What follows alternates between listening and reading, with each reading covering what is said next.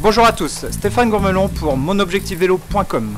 Donc aujourd'hui une séance découverte qui va être un petit peu particulière car j'ai la chance aujourd'hui d'accueillir un coureur cycliste ou un ancien coureur cycliste, en tout cas un VIP du cyclisme. Cette personne je la connais déjà depuis 15 ans maintenant puisque je l'ai connu quand il était junior 2.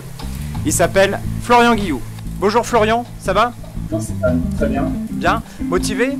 Motivé à fond, comme toujours. Déjà, un grand merci d'avoir accepté le jeu, de venir découvrir les séances de coaching, donc les séances coachées donc de Mon Objectif Vélo. Un grand merci aux deux partenaires d'entraînement aussi qui sont là pour votre présence, parce qu'une séance comme ça, c'est quand même bien mieux quand on est plusieurs à souffrir en même temps. Bon, t'es entraîné, pas entraîné? Actuellement entraîné début d'année, mais là un petit peu moins, parce que depuis un mois je ne me suis pas du tout entraîné, mais ça va être l'occasion. Je pense que dans l'effort, les sensations vont revenir, et c'est avec la motivation qu'on va prendre le pas. Non, ça va bien se passer, je suis convaincu. Tout à fait, parce qu'en plus on commence par un test. Avant de pouvoir travailler sur ces machines-là, donc on commence toujours par un test, et dans chaque séance découverte, on commence toujours par ce test-là. Qui dit test dit à fond quoi. Ok, prêt? Ok. Allez, on attaque alors, go!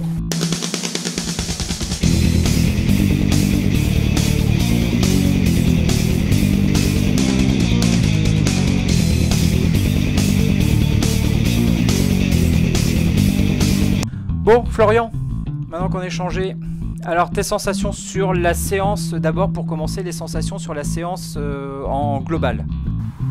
Séance très intéressante. Après, on a juste à se laisser guider. Tu étais en appui derrière pour nous dire qu'est-ce qu'il fallait faire. On avait juste l'écran à suivre. Et au final, la puissance se fixe en fonction de l'effort. Donc au final, on a juste la cadence à observer et à rester fixé sur la cadence et essayer de se rapprocher le plus près possible de la cadence qui est demandée.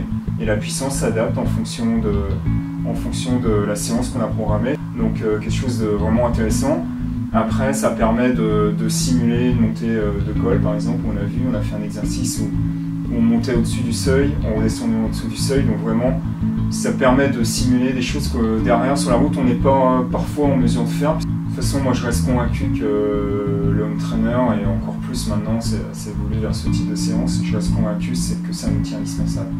Que ce soit pour le professionnel, pour finaliser l'entraînement, bien sûr qu'il faut continuer de rouler sur la route, faire du foncier, mais en termes de qualitatif, je reste convaincu que c'est des séances indispensables parce que ça permet de vraiment travailler en qualité, de bien déterminer les zones et de s'y contraindre de travailler dedans.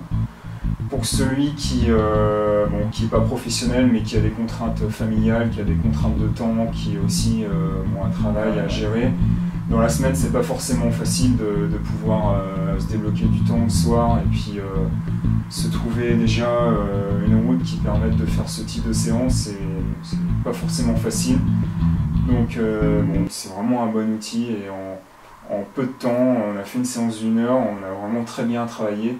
Je pense que sur la route, une séance d'1 heure, on aurait essayé de sortir sans Brest, on aurait fait 1 heure ensemble, on n'aurait pas du tout travaillé dans les mêmes zones et puis ça aurait été impossible de travailler dans ces zones de puissance. Donc moi c'était un outil qui était à part entière, j'utilisais le home trainer, j'utilisais vraiment, d'ailleurs tous les entraîneurs que j'ai eu, que ce soit Guimard ou Franck Renimel chez Fortunéo, c'était quelque chose qu'il intégrait systématiquement dans les programmes d'entraînement et moi je faisais partie de ceux qui aimaient ça et de ceux qui en fin de séance, qui rajoutaient un petit peu d'entraîneur ou même quand le temps était compté, parfois veille de course à l'hôtel, j'aimais bien me débloquer sur l'entraîneur parce que je savais que je faisais du travail de qualité, ça demandait peu de temps et que c'était vraiment, je sentais vraiment les bénéfices en course.